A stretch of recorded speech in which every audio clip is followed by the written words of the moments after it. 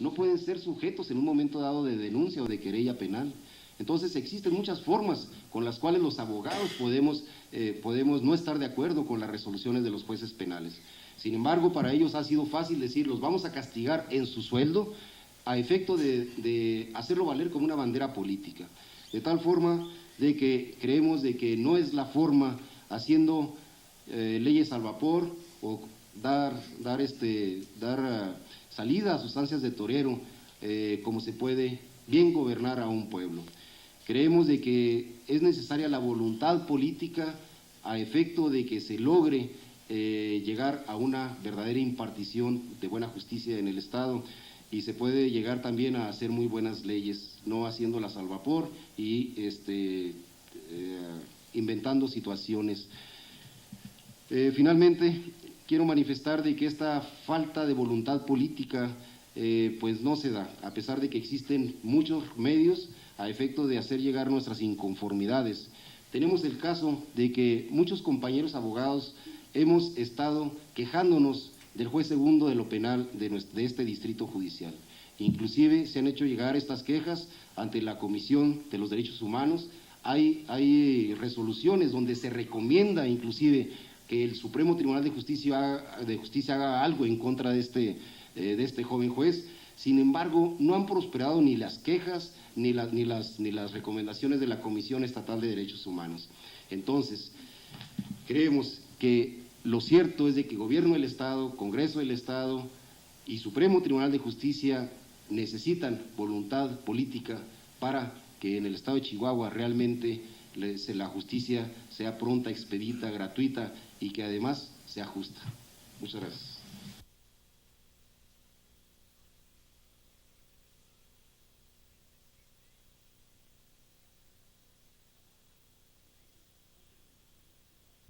Antes de empezar, yo quisiera agradecer la invitación que se me corrió para tener la oportunidad de estar con ustedes y platicar un poco acerca de una materia que a todos nos interesa, independientemente de la profesión, arte u oficio que tengamos, como es la materia fiscal. Todos somos contribuyentes y todos estamos sujetos a una posible visita por parte de la autoridad para revisar el cumplimiento de nuestras obligaciones.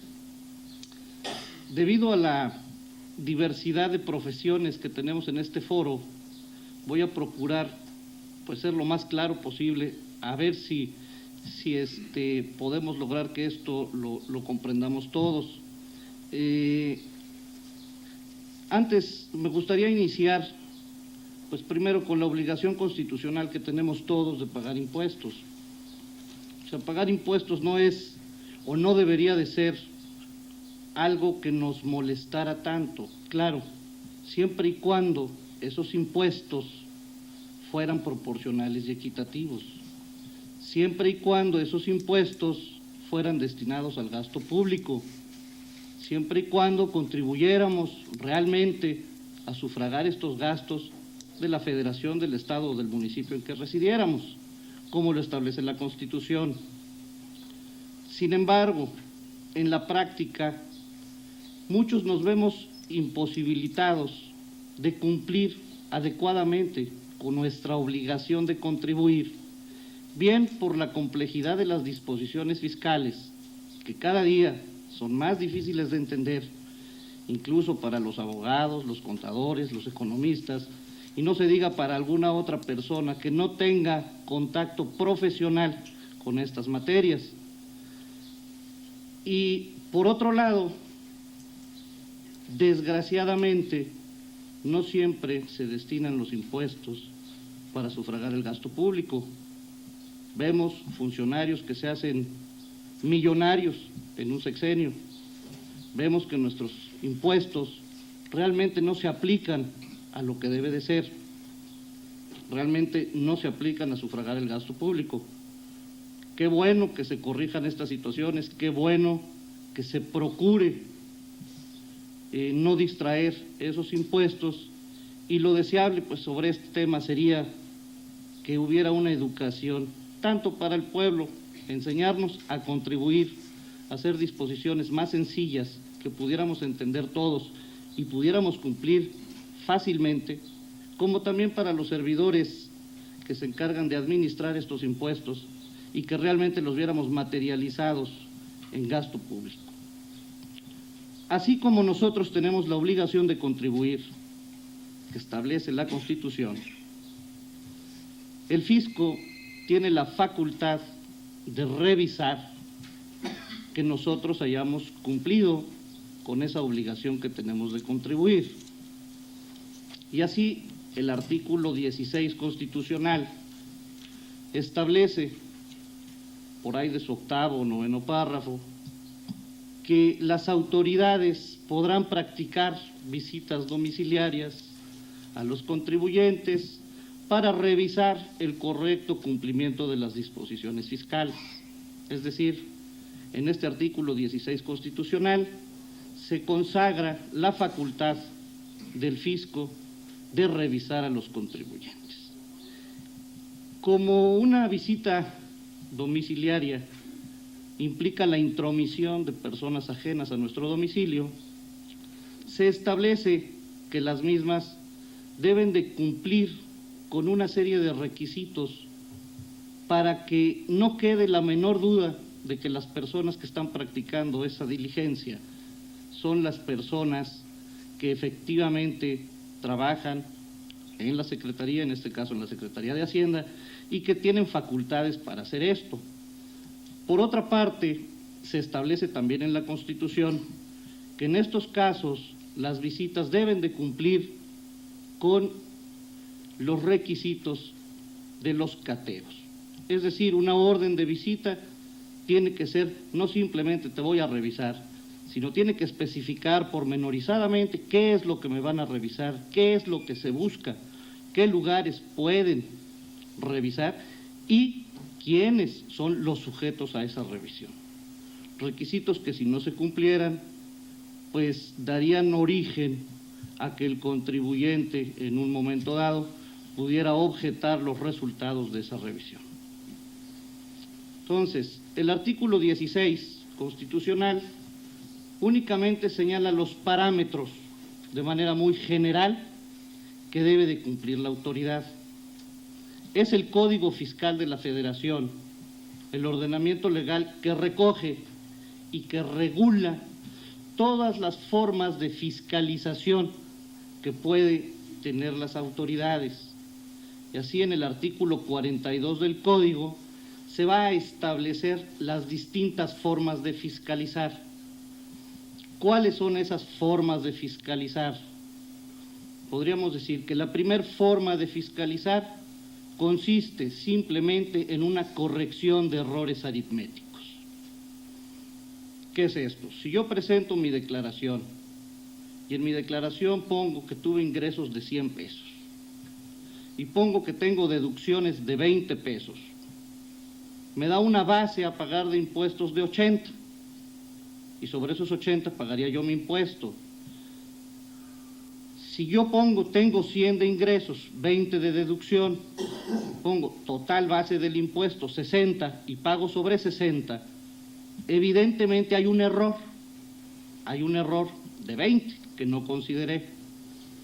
Entonces, una primera forma de revisión consiste en que la Secretaría, las declaraciones que nosotros presentamos, que presenta cualquier contribuyente, se revisan. Si tiene algún error de esta naturaleza, un error aritmético, pues se liquida de inmediato por parte de la autoridad, se emite una resolución donde se determina un crédito fiscal, donde nos dirán, oye, revisé tu declaración, pones que tienes ingresos de 100, que tienes deducciones de 20 y me pagas nada más sobre 60, siendo que debías de haber pagado de 80. Así es que lo que omitiste de estos 20, lo que te toca de estos 20 que no pagaste son el 34%, más la actualización, más los recargos, más la sanción, tanto. Y me emiten esa resolución donde yo tendré que pagar ese crédito fiscal.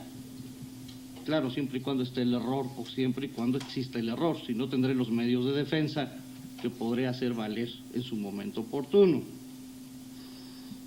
Otra de las formas de fiscalizar la constituye los llamados revisión de dictámenes. Hay empresas, ¿qué es esto de la revisión de dictámenes? Hay empresas que dictaminan para efectos fiscales sus estados financieros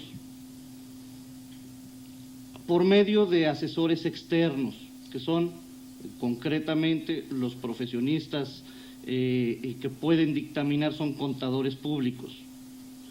Un contador público que cumpla con los requisitos que establece la ley, en este caso Código Fiscal o el reglamento del propio Código, puede tramitar y obtener de la Secretaría de Hacienda y Crédito Público un permiso que es un registro para que él pueda dictaminar empresas. Se entiende que una empresa que dictamina sus estados financieros o un contribuyente, cualquiera persona física, que hiciera dictaminar su operación, está pasando por una real revisión, que no la está haciendo Hacienda directamente, pero que la está haciendo un autorizado por la Secretaría de Hacienda.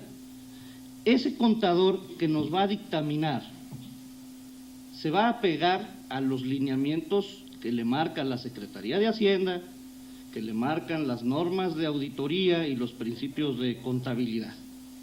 Y lo único que va a hacer es dar una opinión sobre el cumplimiento de las disposiciones fiscales de ese contribuyente.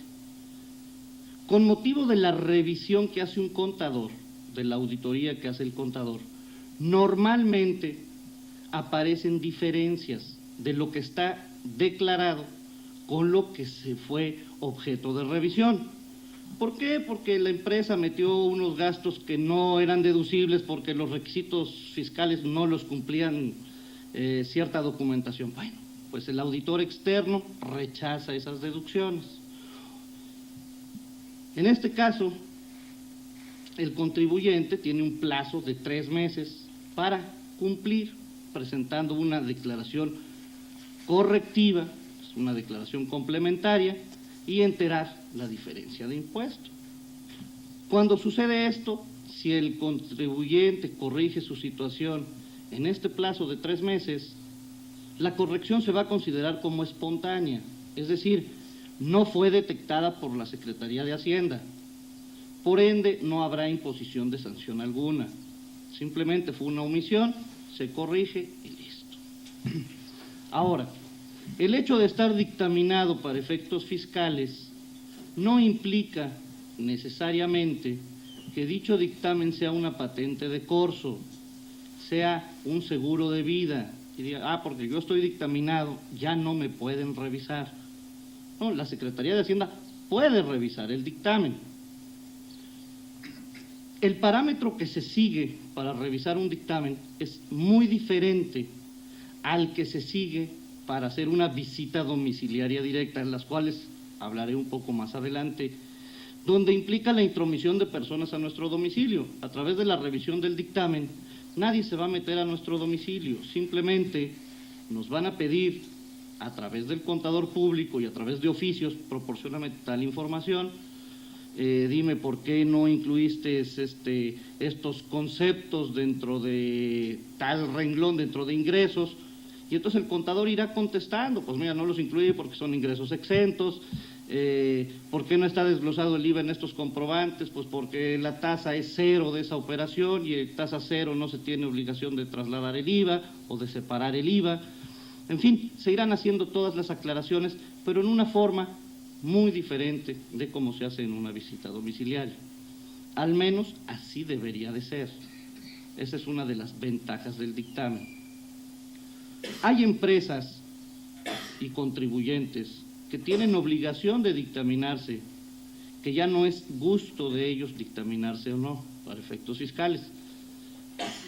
También el propio código señala cuáles son estos casos.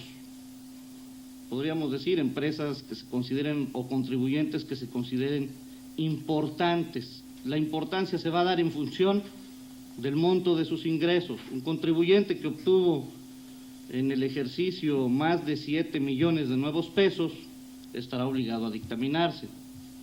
Un contribuyente que el valor de sus activos sea superior a nuevos 15 millones de pesos tendrá la obligación de dictaminarse. Un contribuyente que tiene más de 300 trabajadores cada mes en un año estará obligado a dictaminarse. ¿Por qué obliga la Secretaría que se dictaminen estos contribuyentes? Pues en principio porque van a pasar por un primer filtro, que es ese auditor externo. Bajo ese criterio, bajo ese parámetro, debiéramos pensar que el dictamen es realmente importante, que es algo bueno y que, pues, si no nos garantiza plenamente que estemos bien, porque a la hora de hacer las revisiones normalmente se hacen revisiones selectivas. Un contribuyente tiene gastos de 1 millón de pesos y tiene 3 facturas de 300,000 pesos y luego tiene 50 facturas de 1 peso, de 50 centavos, de 500 pesos, pues normalmente lo que se va a revisar serán las facturas fuertes, el importe fuerte. Lo demás ya no se revisa por parte de ese auditor. Entonces, se presume que el contribuyente ha cumplido adecuadamente con las disposiciones fiscales. Sin embargo, en la práctica, resulta que se revisa más a los contribuyentes que están dictaminados. O sea, los dictámenes son objeto de revisión muy frecuentemente. Incluso, aun cuando el código señala que una empresa dictaminada o un contribuyente dictaminado, para revisarlo hay que seguir ese procedimiento, pues muchas veces le cae la visita directa y llegan los auditores y se meten a la empresa. Dice, oye, espérate, pues si estoy dictaminado precisamente para evitarme esta molestia.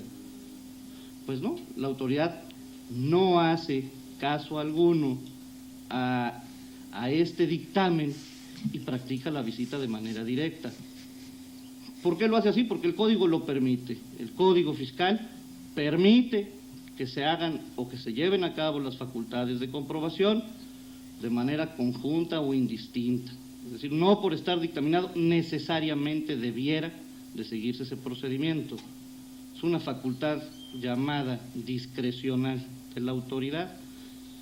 También establece el mismo código que es una facultad de la autoridad dar por concluida la visita. Si llegan a revisarme, le digo, oye, espérate, es que yo estoy dictaminado, o es que presenté el aviso para dictaminarme. Pues la ley dice, el código establece que la autoridad puede dar por terminada anticipadamente la visita. Este tipo de situaciones yo pienso que deberían de corregirse. Es decir, vamos, si estamos obligando a ciertos contribuyentes incluso a dictaminarse, pues vamos dándole fuerza a ese dictamen. Entonces, no vamos poniendo la facultad discrecional. Por otra parte, otra de las formas que hay de fiscalización lo constituyen las llamadas revisiones de gabinete. ¿Qué es una revisión de gabinete? Dentro de la misma Secretaría de Hacienda y Crédito Público se lleva a cabo la revisión de la declaración del contribuyente. La Secretaría, vamos, por un sistema, según esto, aleatorio, algo similar a los semáforos fiscales, determina a qué contribuyente se va a revisar y entonces le manda un oficio y dice, fíjate que debido a tu importancia vas a ser sujeto a una revisión, así es que te pido que me acompañes copia de tu declaración. Muy bien, manda uno la copia de la declaración. Si tiene a la Secretaría de Hacienda alguna duda, nos mandará otro oficio y nos dirá, oye, respecto al renglón de deducciones, tienes la cantidad de 100,000 pesos en reparación y mantenimiento. Mándame las facturas de esos 100 millones de pesos. Entonces las manda uno y Hacienda las revisa. Si tiene alguna duda, podrá ordenar incluso una compulsa hacia el tercero para ver si el tercero está, primero, si expidió las facturas y segundo, si está también acumulando el ingreso proveniente del pago de esas facturas.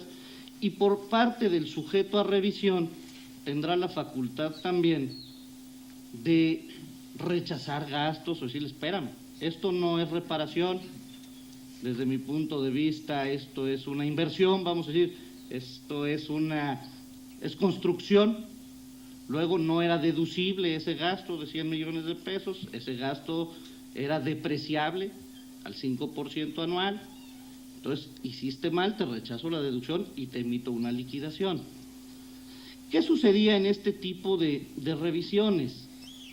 Que se dejaba al contribuyente en una absoluta inseguridad jurídica y en un estado de indefensión muy grande. ¿Por qué? Porque simplemente el contribuyente está proporcionando informes a la Secretaría de Hacienda, pero no sabe o no tiene oportunidad de discutir con la Secretaría de Hacienda el por qué le dio un tratamiento X a cierta partida. Regresando a lo que comentaba ahorita, pues que si es remodelación o que si es inversión. Oye, pues dame la oportunidad de decirte, oye, espérate, no es construcción, esto fue que la pared estaba toda cuarteada y la tuve que arreglar, le tuve que meter yeso, pintura, lo mismo a los techos, pero no moví cimientos, no puse otra serie de cosas. ¿Y qué es lo que sucedía? Que Hacienda pues emitía el crédito, me debes tanto, y el contribuyente jamás tuvo una garantía de audiencia. Aquí es importante mencionar que una de las reformas que entraron en vigor precisamente a partir del 1 de enero de este año, se estableció que en las revisiones de gabinete, al igual que en las revisiones al dictamen del contador público, la Secretaría de Hacienda, cuando concluya esa revisión, en vez de emitir la liquidación correspondiente, deberá de emitir un oficio de observaciones. Un oficio donde se le diga al contribuyente, oye, mira, me encuentro esto y te estoy rechazando esto. Y entonces me da un plazo de 15 días para que yo dentro de esos 15 días pueda presentar documentación que acredite que el gasto sí fue hecho, que sí es una remodelación, en fin, desvirtuar el punto de vista. Y se establece que ya después de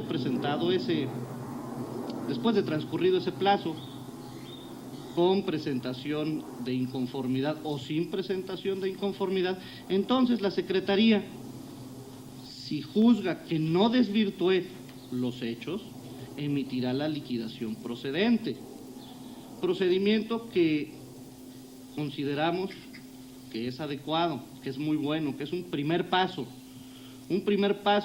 en el cual debemos de profundizar un poco más. Como veremos un poco más adelante, el problema que se presenta normalmente en todas las revisiones es una absoluta inseguridad por parte del contribuyente, porque la Secretaría se puede tardar 2 años, 3 años, 4 años revisando.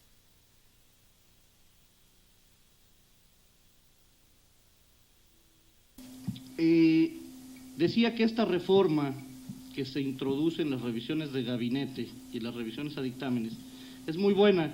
Sin embargo, obliga a la Secretaría exclusivamente a emitir la resolución cuando va a determinar créditos fiscales, siendo que lo deseable sería que se obligue a emitir una resolución aun cuando no haya crédito fiscal, que me diga, bueno, presentaste inconformidad, desvirtuaste efectivamente los hechos y luego tu situación fiscal es correcta. Y entonces ya me quedo yo contribuyente muy tranquilo. De otra forma, presenté inconformidad, pero yo no sé si me liquiden o no me liquiden. Si el asunto lo guardan en un cajón y a los 6 meses hay cambio de funcionarios y el otro funcionario tiene un criterio distinto y dice, pues espérame, vamos liquidando a este. Entonces yo me quedo ante una inseguridad jurídica muy grande.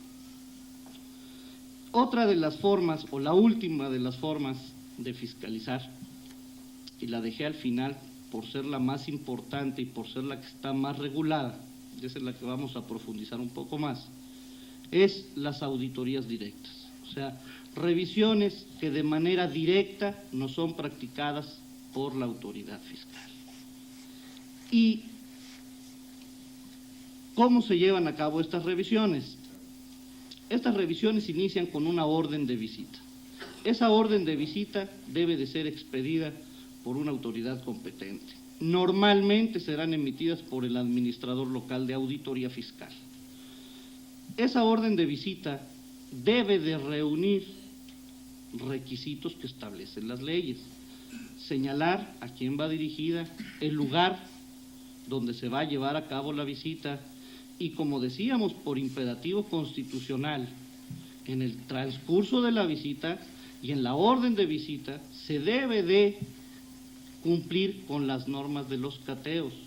Es decir, la visita domiciliaria, la orden de visita, debería de ser clara, específica y no genérica, y decir de manera totalmente precisa qué es lo que pueden hacer los visitadores, qué es lo que puede hacer la autoridad.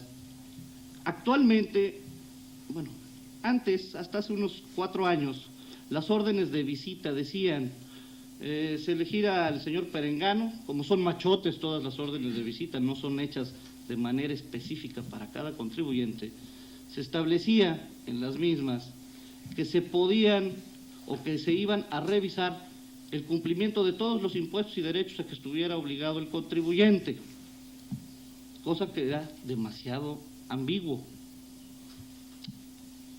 Se impugnaron este tipo de órdenes de visitas ante los tribunales y así la Suprema Corte de Justicia llegó a declarar que esas órdenes de visita eran ilegales, que eran inconstitucionales, que no cumplían con las formalidades prescritas para los cateos, que eran órdenes genéricas y que por ende, pues los resultados de una visita bajo una orden de estas no podían producir ninguna consecuencia jurídica. A raíz de esa jurisprudencia de la Corte, la autoridad fiscal cambió el formato de la orden de visita, pero lo cambió en los términos que está actualmente. En vez de decir que me van a revisar todos los impuestos y derechos a los que estoy sujeto, me ponen todos los ingresos que están en la ley de ingresos, todos los impuestos que están considerados en la ley de ingresos se transcriben en la orden de visita y todos los derechos federales también. Entonces me llega una revisión donde dice que me van a checar hasta derechos de minería, impuestos de automóviles nuevos, una serie de impuestos a los que no está sujeto el contribuyente. Entonces yo me cuestiono si esas órdenes no seguirán siendo genéricas y no específicas. Creo que es un punto que vale la pena hacer valer en los litigios fiscales que se tengan, porque se tiene muy buenas posibilidades de éxito. Por otro lado, una vez que se presentan los auditores, y aquí vamos a empezar ya a vincular la parte de terrorismo fiscal. Terrorismo fiscal no es otra cosa más que presión fiscal, no es otra cosa más que una intimidación de la cual es sujeto el contribuyente normalmente por parte de la autoridad. Entonces, esta presión fiscal o este terrorismo fiscal comienza desde el momento en que se presentan a llevar a cabo la visita domiciliaria. ¿Por qué? Porque no obstante que vienen personas ajenas a mí a entrometerse a mi domicilio, me tratan como si fuera un delincuente. De entrada, no hay contribuyente cumplidor. De entrada, todos estamos mal, todos somos delincuentes. Y entra la autoridad, en muchos de los casos, no quiero decir que todos, no es bueno generalizar, pero sí en la mayoría de las ocasiones, con una actitud prepotente.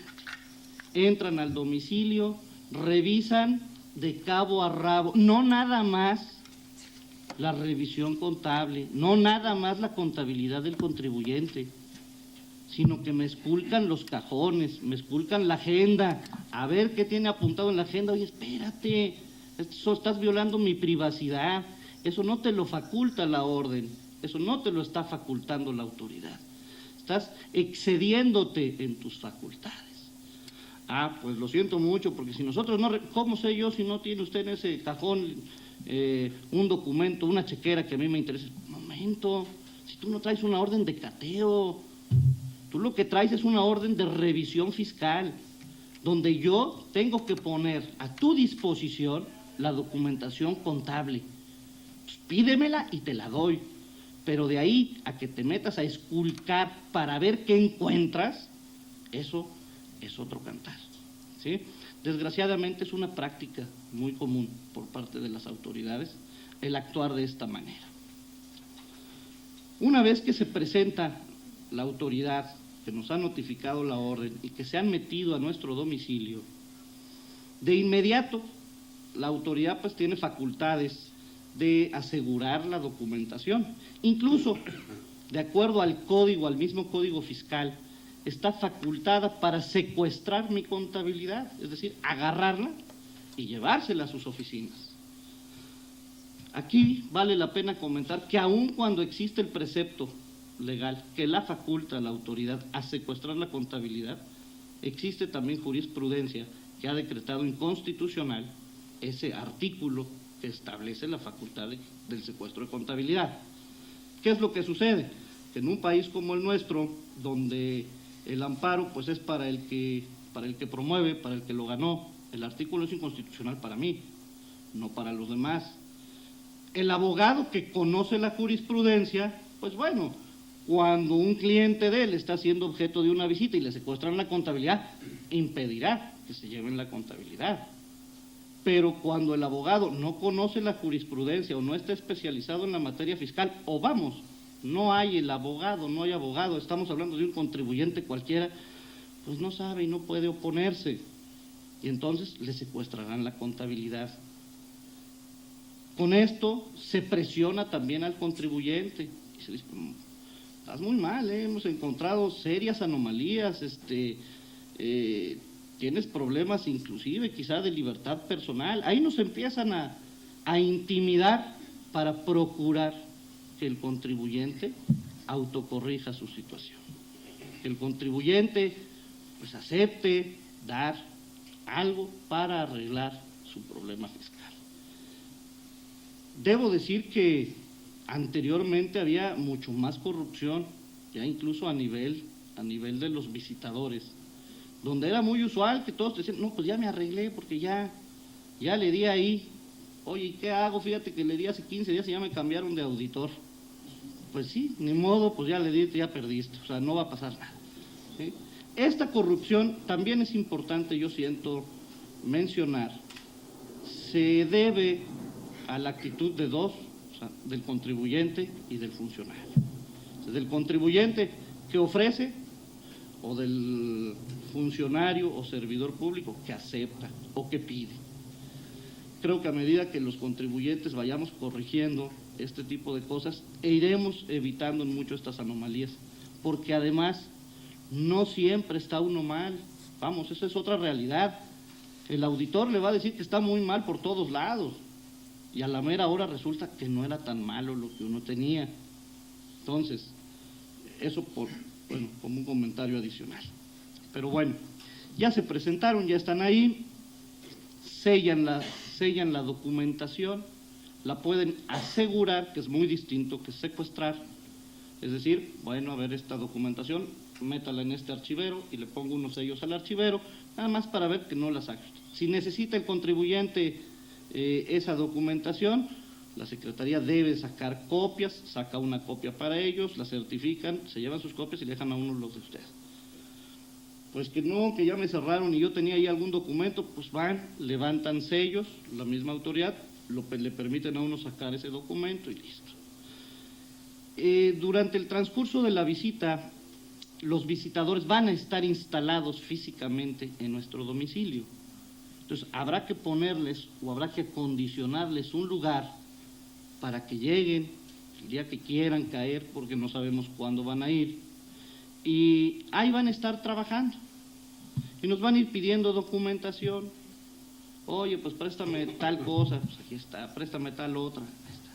Y van a estar levantando lo que se conoce como papeles de trabajo, los papeles de trabajo que realizan los contadores, donde van a ir analizando pormenorizadamente la documentación del contribuyente. Cuando va transcurriendo la visita, debe de cumplirse con una serie de formalidades, repito, por ser la intromisión de personas a nuestro domicilio. Entonces, desde el momento en que me notifican la orden, se tiene que levantar un acta que se llama acta parcial de inicio de la auditoría, donde se va a hacer constar en esa acta una serie de, se va a hacer constar la entrega de la orden de visita, la identificación por parte de los visitadores. Y aquí pues vale la pena quizá comentar lo oscuro y lo ambiguo que son las disposiciones fiscales. Si hay criterios, si hay jurisprudencias donde ya se ha señalado cómo deben de ser las cosas, pues consideramos que esto debería de incorporarse en la ley, a medida de que el contribuyente lo conozca y la autoridad también, y cumpla con esa serie de formalidades. Por ejemplo, ¿qué es identificarse? El código dice, deben de identificarse los visitadores. Entonces, no basta que digan, me identifiqué con el oficio número 2520 que emitió el director de personal de la Secretaría de Hacienda, donde aparece mi fotografía. Eso, ha dicho la Corte, eso no es identificarte. O sea, identificarte consiste en señalar pormenorizadamente con qué documento te estás identificando. Vigencia del documento, para saber si en el momento en que estás practicando la diligencia eres o no eres funcionario autorizado para llevarla a cabo. Debe de señalarse también quién expidió esa credencial. No basta hacer referencia director de personal, sino será el señor Juan Pérez, director de personal. Debe de citarse también el fundamento legal que le dé competencia a ese funcionario para emitir ese tipo de constancias de identificación. Es decir, identificarse no es algo tan simple como mostrar una credencial. En caso de defensa, pues ese es el tipo de argumentos que muchas veces se manejan también en los litigios y con los cuales se obtienen en un 80% resultados favorables para el contribuyente. Por otra parte,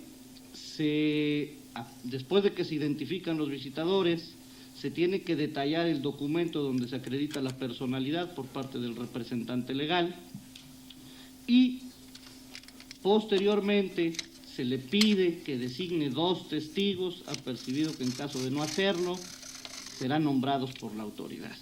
Y como ya llevan los machotes hechos de las actas, entonces dice, el contribuyente manifestó si aceptó el requerimiento y designó a quién sabe quién y a quién sabe cuál. En la práctica, los testigos son firmones exclusivamente, no les consta nada, no testifican nada.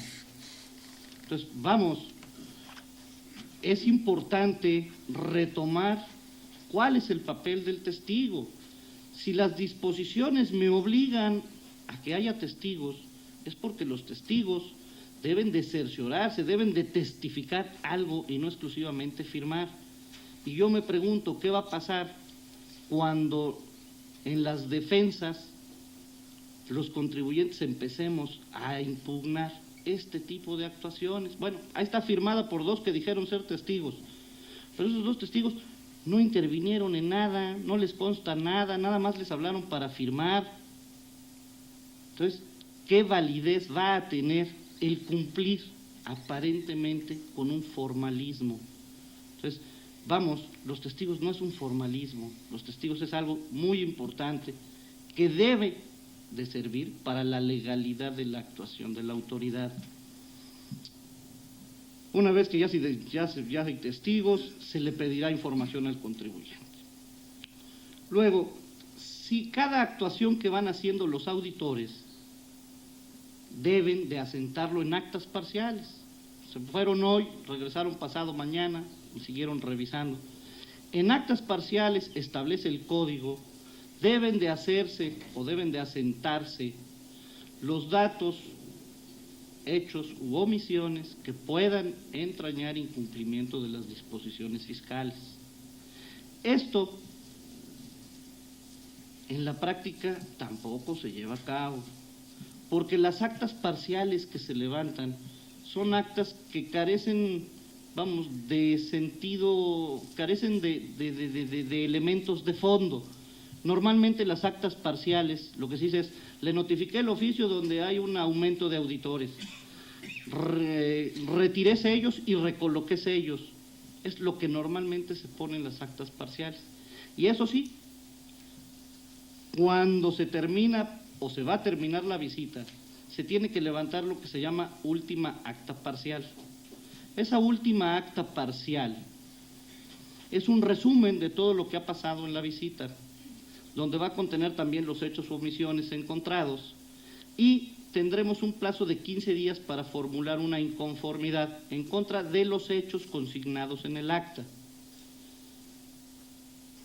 Una vez que presentamos esa inconformidad, o si no la presentamos transcurrido ese plazo, la autoridad puede emitir un acta final que no sirve para nada, porque es una repetición de la última acta parcial, y el contribuyente no la puede impugnar además por ningún medio, y ya después de que se levantó el acta final, posteriormente se emite una liquidación. Con eso terminaría el proceso de visita domiciliaria. Es importante también mencionar que dentro de la revisión, cuando la autoridad levanta la última acta parcial, entonces me acompaña copias de todos los papeles de trabajo que fueron levantando los auditores, y me dice, te estoy rechazando gastos de tanto, y el análisis circunstanciado está en papeles de trabajo. Y entonces me va en papeles de trabajo numerados del 1 al 50. Entonces, en ese momento me va a entregar mi acta y me va a entregar 50, 100, 200 o 300 papeles de trabajo que han elaborado los auditores durante un año o durante un año y medio o durante 2 años que lleva esa visita. Y yo tengo solamente 15 días para presentar mi inconformidad, 15 días para estudiar 600 papeles de trabajo, 500 papeles de trabajo. Los hechos, repito, que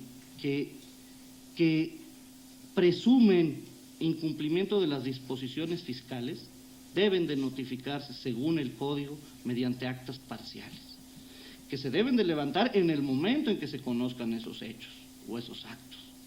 ¿Para qué? Para que yo los vaya conociendo. Yo estoy de acuerdo, no puedo presentar mi inconformidad todavía, pero ya tengo los elementos para ir desvirtuando esos hechos, y no como se hace actualmente, donde me entregan todo de un solo cuajo. Ya está, tienes 15 días, luego no presentaste inconformidad, pues ya consentiste los hechos. Bueno, vamos, hay una forma que se utiliza dentro de las visitas también como presión fiscal.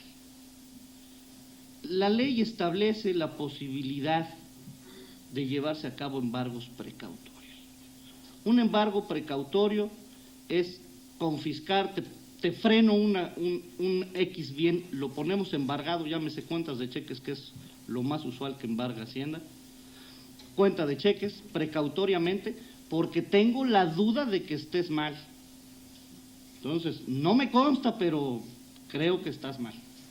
Siendo que el embargo precautorio lo permite la ley, pero exclusivamente en casos muy contados, que es cuando se presuma que el contribuyente se va a sustraer de la acción de la justicia, o cuando va a enajenar sus bienes para no hacerle pago al fisco de alguna cantidad que deba. ¿Qué es lo que sucede? Que a través de este tipo de medidas se presiona al contribuyente e incluso se le obliga a corregir su situación. Vamos, es muy simple. Llegan a hacerme una visita domiciliaria y me embargan precautoriamente la cuenta de cheques donde yo tengo que pagar a mis proveedores. Tengo una cuenta de cheques con 400 millones de pesos o 500 millones de pesos porque ya viene la quincena, tengo que pagar nóminas, proveedores, y me la frena Hacienda. Está embargada precautoriamente. ¿Por qué? Porque presumo que te vas a escapar del país. Oye, espérate, pero si soy abogado, tengo mi oficina aquí, no pienso irme a ningún lado. Pues lo siento mucho, está frenada esa cuenta. Oiga, ¿y cómo le hacemos para desembargar? Pues el código establece que yo tengo un año, yo autoridad, para determinar si hay crédito. Y después de un año, si no he dictado resolución, entonces ya queda desembargada.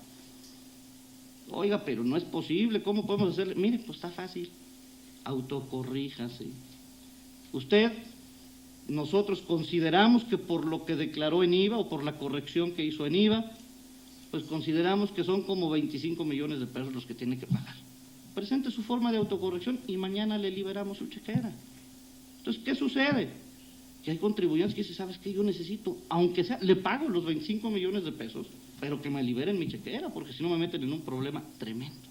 Eso no es otra cosa más que terrorismo fiscal, presión injustificada e indiscriminada, donde debemos los organismos, principalmente de abogados, de pronunciarnos en contra de este tipo de actitudes de las autoridades y de las deficiencias también de la ley. Debemos de exigir que se establezca de manera clara y limitativa cuándo se puede llevar a cabo un embargo precautorio y cuándo no.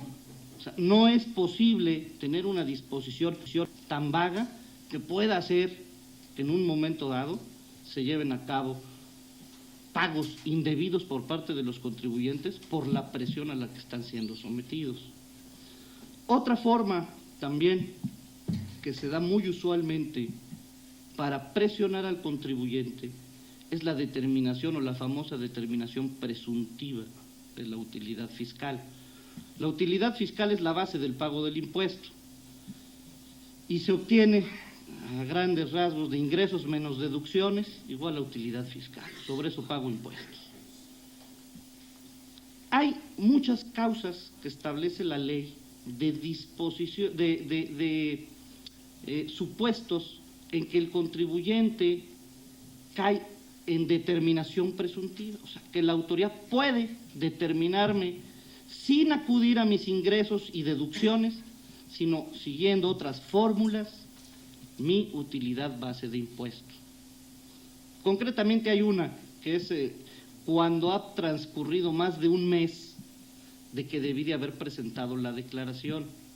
Vamos, si las personas físicas presentan su declaración a más tardar en el mes de abril, mayo, si vienen a hacerme una visita en junio y yo no he presentado mi declaración, estoy en un supuesto de determinación presuntiva. Viene Hacienda y me revisa. Y me dice, bueno, a ver tus ingresos, pues aquí está, llevo todo, ingresos 100, muy bien. A ver tus deducciones, tus gastos 110, tengo pérdida. O sea, no hay base de impuesto, no voy a pagar nada. No, Hacienda dice, no, espérame un segundo. Ingresos 100, gastos, como estás en presuntiva, no te los tomo. Entonces, sobre estos 100, te aplico el coeficiente que dice la ley para determinar tu ingreso. Y pues tú eres un profesionista, es el 20%, ok, 100, 20, sobre estos 20 me pagas impuesto, con actualización y con recargos. ¿Qué estamos haciendo ahí? Obteniendo el cobro, la autoridad, de una cantidad que no tiene derecho a cobrar, porque es un contribuyente que está en un supuesto de pérdida inclusive.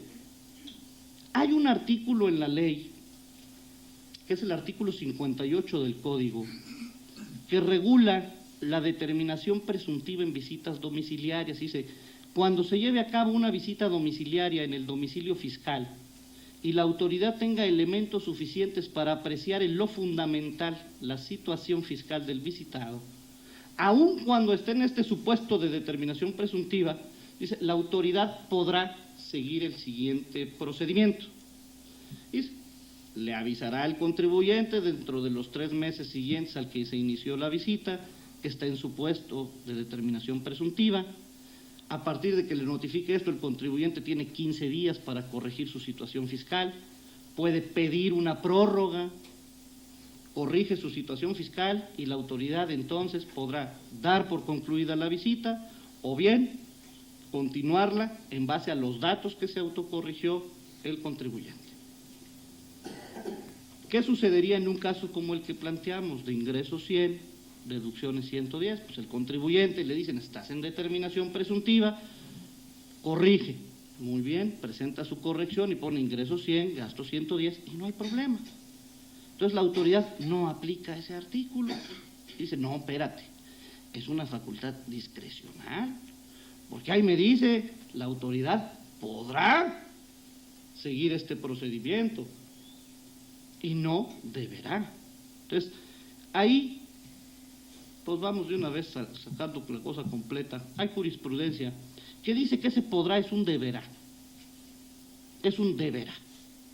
No es una facultad discrecional, ha dicho la Corte, es una facultad reglada.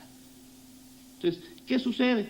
La autoridad lo sabe pero dice, ¿sabes qué? Es que la mayoría, los asuntos que yo liquido así, la mayoría los gano, porque no se defiende el contribuyente bien.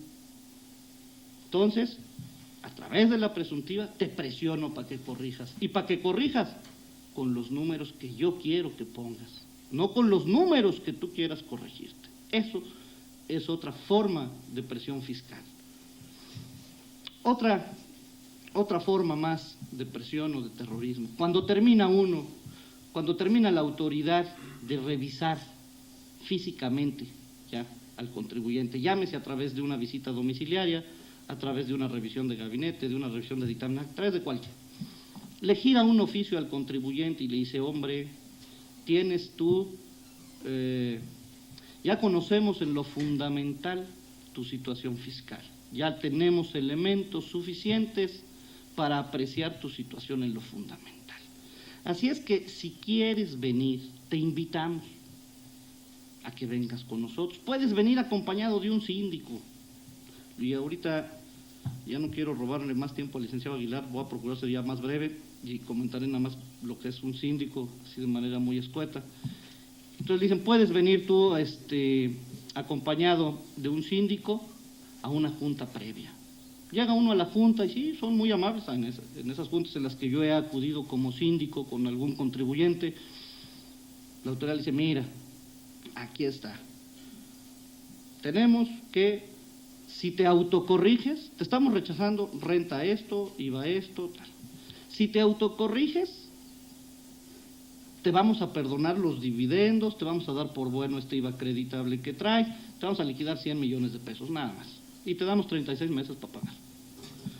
Si no te autocorriges, pues entonces, si te vamos a liquidar dividendos, no te vamos a dar por bueno esto, la multa te la vamos a poner al 100% y no al 50%, entonces te vamos a liquidar 400 millones de pesos. ¿Qué hace el contribuyente? Le da casi un colapso. Y luego le dice, va a buscar a su asesor y le dice, oye, ¿qué hago? ¿Pago 100 o me liquidan 400?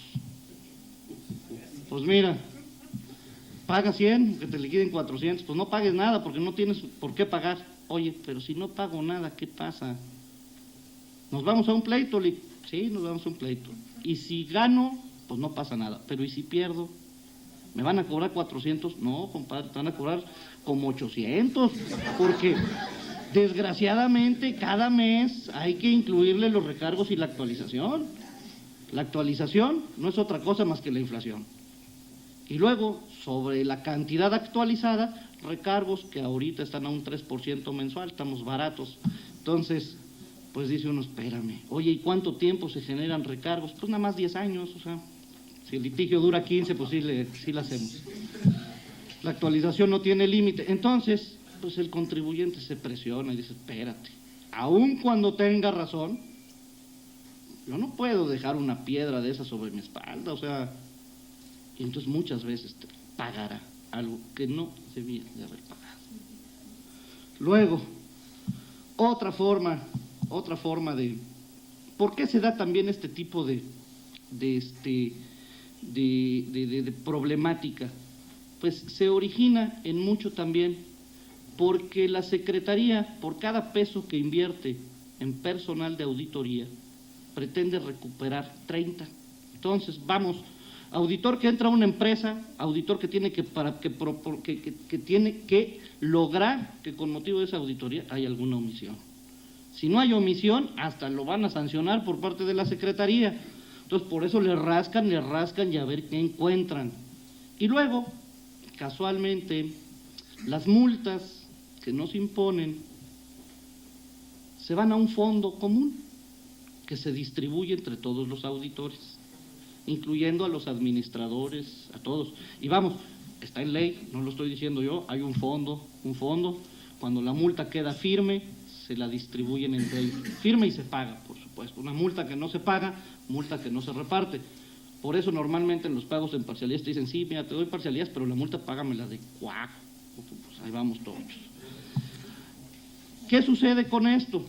Pues también que se origina que quieran poner multas a diestra y siniestra. ¿Por qué? Porque es un sobresueldo.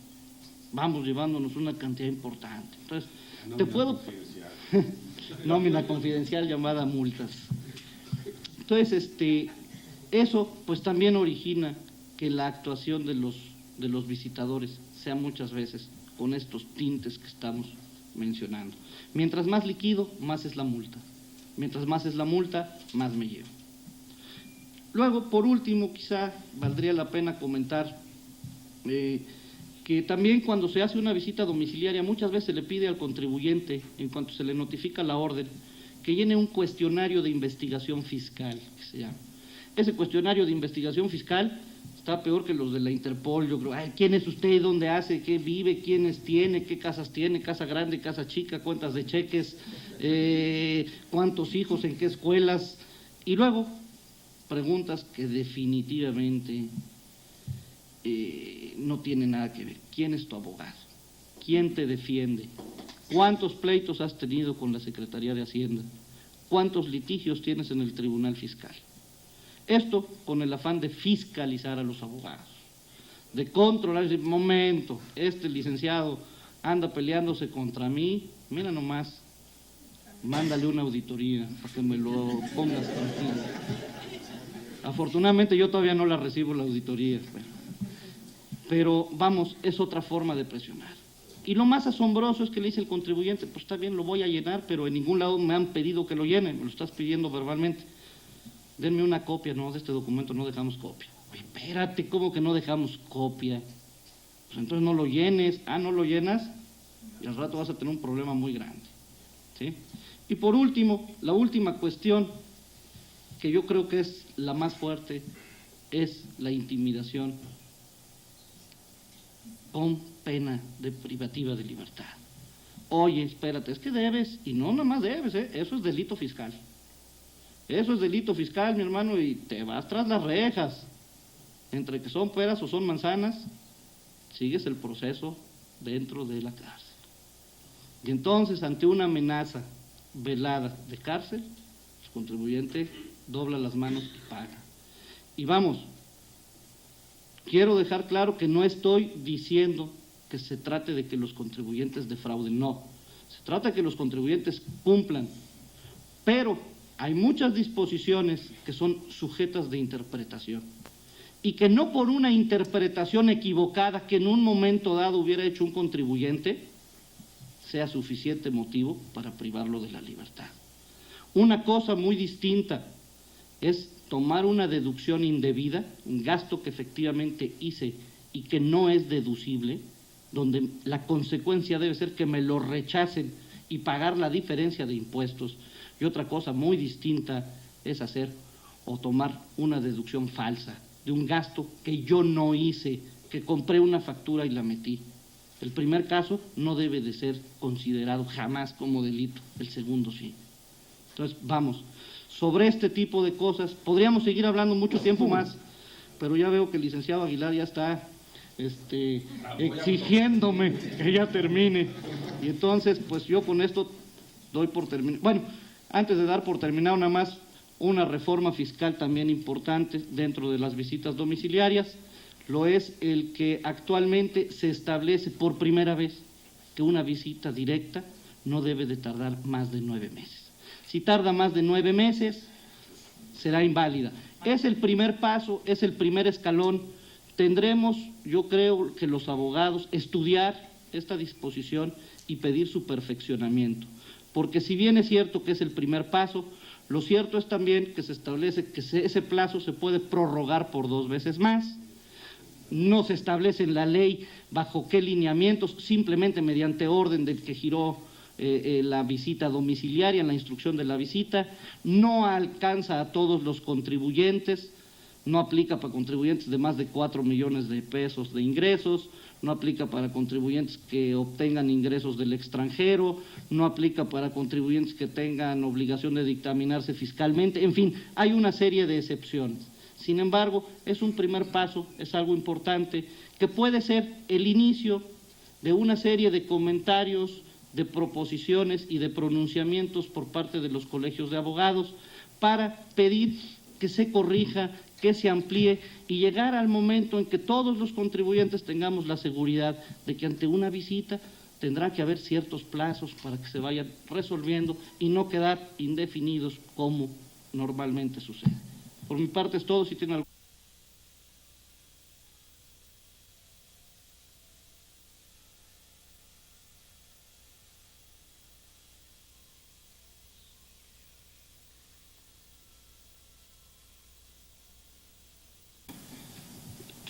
Pues muchas gracias a María de Jesús por sus palabras, por sus señalamientos, que desde luego no hay nada merecido de eso. Y la verdad que después de la exposición de Jorge Maceira, qué barbaridad, queda uno temblando. Yo ahorita salgo corriendo a autocorregirme, yo no sé qué haré, ¿no? Y yo fui víctima el año pasado de esa auditoría fiscal federal, y efectivamente, una de las grandes deficiencias que sería yo el comentario que haría a la exposición de Jorge Maceira, el gran problema que existe, el fundamental, es que no les entendemos a las leyes fiscales, y no las entendemos porque las leyes fiscales no están escritas por los abogados. Yo no sé si estén aquí los economistas, yo no sé quién elaborará, pero los abogados no escribimos esas leyes y entonces difícilmente las entendemos. Y difícilmente las entiende el común de los mortales. Sucede algo parecido con el Tratado de Libre Comercio. Yo tengo más de un año estudiando el Tratado de Libre Comercio y no lo he entendido. Está honestamente escrito en sánscrito.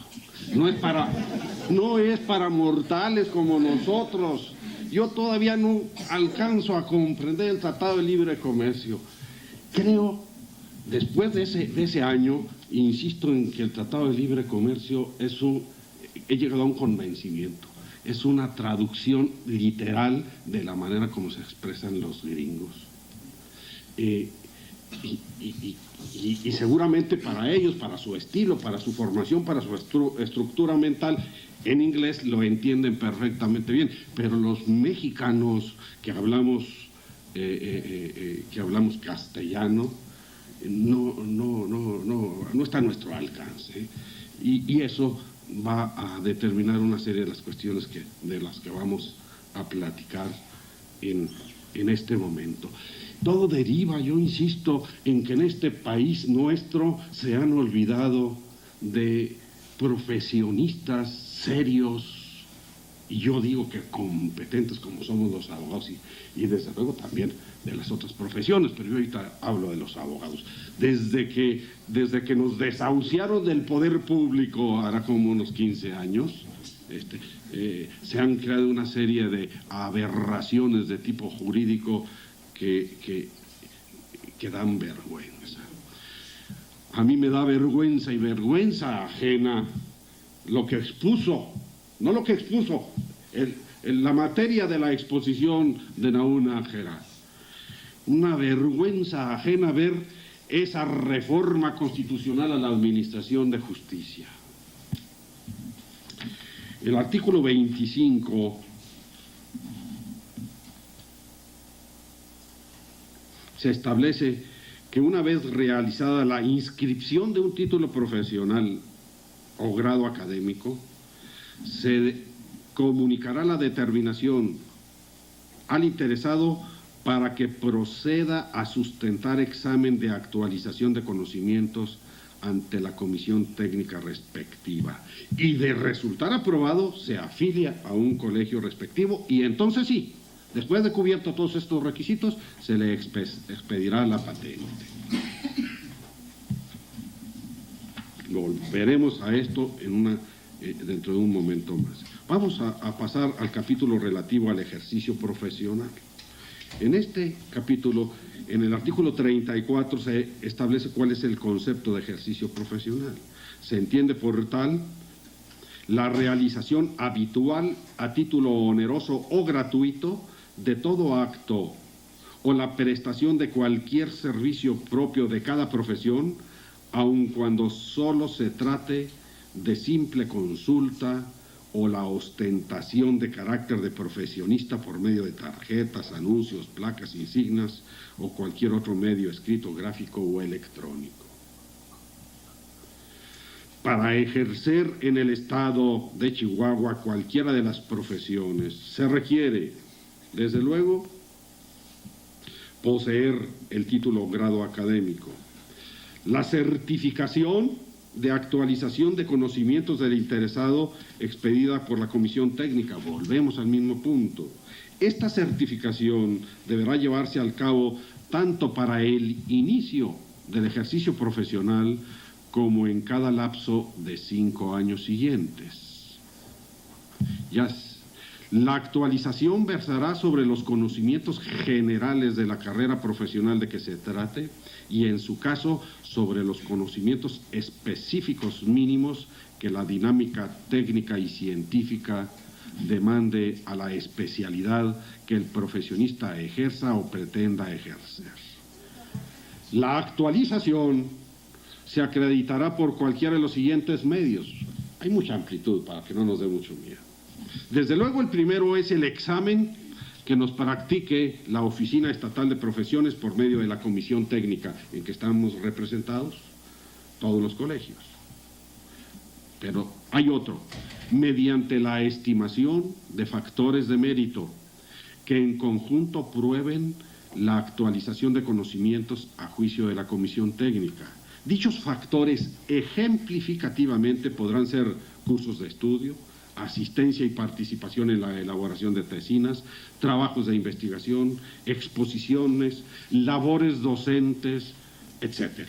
Y decimos que esta disposición deberá reglamentarse.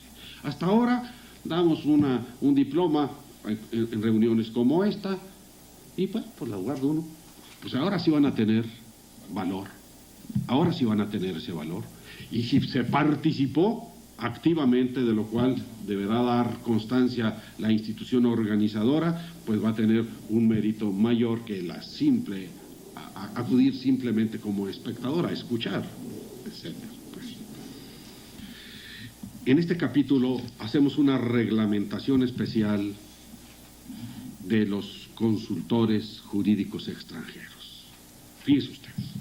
Esto es a lo único a que se comprometió México en el Tratado de Libre Comercio. Nos fue bien después de todos los abogados. Dice, para los efectos de esta ley, voy a leer los más importantes. Para los efectos de esta ley, dentro del ejercicio profesional se incluye al consultor jurídico extranjero, o sea, el que habitualmente da opinión o asistencia exclusivamente sobre el derecho del país en que está institucionalmente autorizado para ejercer, exclusivamente sobre su país de origen. Un consultor jurídico norteamericano que venga a México no va a poder dar asistencia ni opinión sobre derecho mexicano, solamente sobre derecho norteamericano. En el Estado, los abogados extranjeros solo podrán prestar servicios profesionales como consultores jurídicos si cumplen con los requisitos de los artículos anteriores a los que me he referido y siempre que en su país de origen se conceda un trato equivalente a los abogados mexicanos con cédula profesional.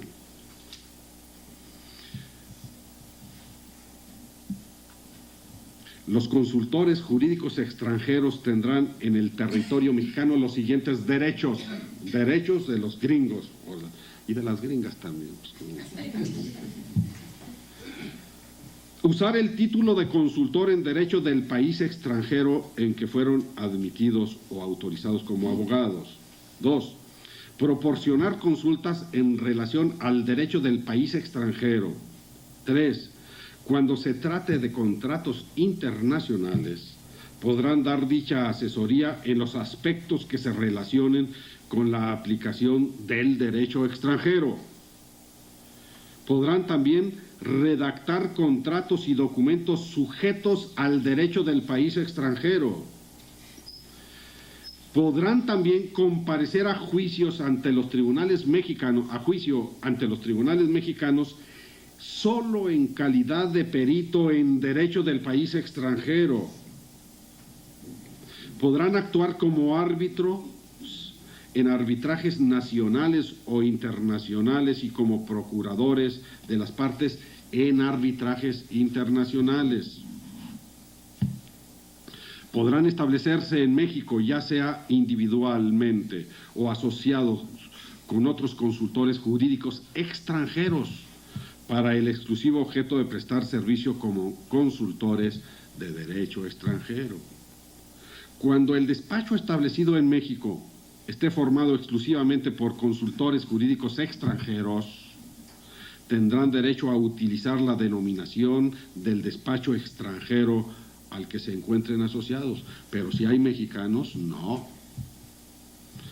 Podrán ser contratados como empleados subordinados por abogados que cuenten con licencia o cédula profesional para ejercer o por despachos de consultores jurídicos extranjeros. Cuando lo prevengan los tratados internacionales, podrán los consultores jurídicos extranjeros, pero nunca en mayoría, ser socios en despachos mexicanos. En estos casos, repetimos lo que ya dijimos, la dirección del despacho está encomendada a los mexicanos, a quienes nunca corresponderá menos del 50% en las utilidades. Señores, pues eso es lo que existe. Yo les pido que de inmediato yo les proporcionaré un disquete, esto está en computadora, para que puedan reproducirlo cuanto sea necesario y que lo analicen con mucha objetividad en sus asambleas. Con gusto, yo puedo venir, seguramente hay otras gentes de aquí de Juárez como Teófilo, que podemos concurrir para aclarar alguna duda o para decir por qué se adoptó un determinado texto u otro. Y repito, compañera, estamos abiertos para que el que no esté conforme con la colegiación, pues se opine. Todavía no es ley. Cuando ya sea ley, bueno, pues deberá estar la autoridad abierta para modificar la reforma constitucional, la reforma de la reforma. Y muchas gracias por su atención.